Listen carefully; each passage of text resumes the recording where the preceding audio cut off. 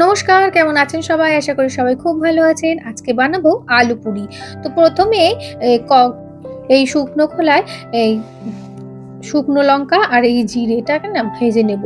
এরপরে রোস্ট করে নেব হালকা করে। চাইলে একটুখানি ধনেও দেয়া যায়। তো আমি ধনেটা দিইনি।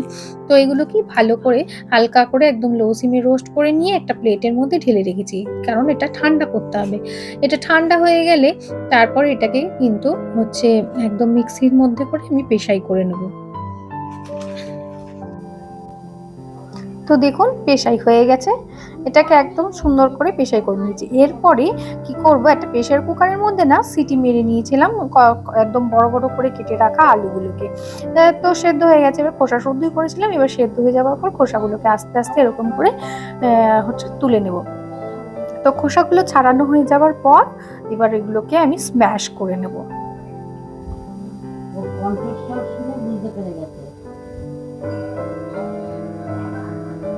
আমি হাতেই পুরো স্ম্যাশ করেছিলাম।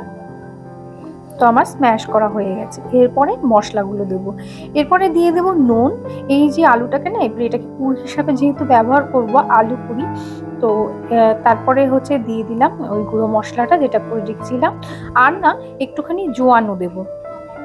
দিয়ে এবার এটাকে ভালো করে মেখে নেব, মিশিয়ে নেব। জোয়ানটা অপশনাল, না দিলেও চলে, কিন্তু দিলে কিন্তু টেস্টটা ভালোই আসে।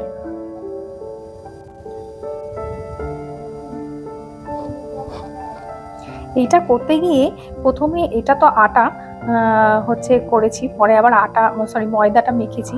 তো ময়দাটা যেভাবে মাখতে হয় সেভাবেই মানে মোটামুটি সব কিছু যেভাবে দেয় সবই ময়ম টয়ম দিয়ে খাবার সোডা, একটু চিনি, তারপরে হচ্ছে নুন, একটু সাদা তেল, এইগুলো দিয়ে ভালো করে মানে এটা ময়মটা দিয়ে তারপরে করতে হবে। প্রথম লটে কি হয়েছিল, এইটা বলেছিলাম যে ময়মটা দিতে গিয়ে ওই যে চালের গুঁড়ো মেখে ফেলেছিলাম।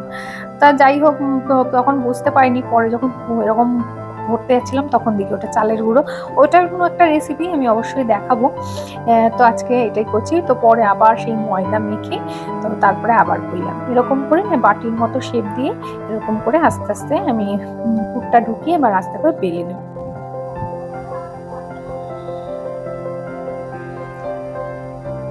একটুখানি চা হচ্ছে ওই বেলুন আর চাকিতে না তেলও মাখিয়ে নিয়েছিলাম যাতে লেগে না যায়।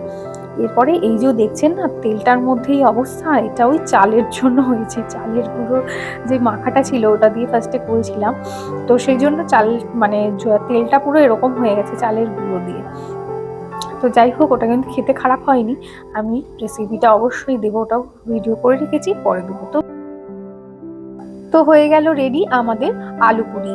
তো এটা কিন্তু আলুর দম দিয়েও ভালো লাগে, ভীষণ ভালো লাগে, বা মাংস কষা এগুলো দিয়ে ভালো লাগে, কিন্তু এটা শুধু শুধু খেতেও কিন্তু খুব ভালো লাগে। তো কেমন লাগলো আমার রান্না অবশ্যই জানাবেন। সবাই ভালো থাকবেন, সুস্থ থাকবেন, টাটা।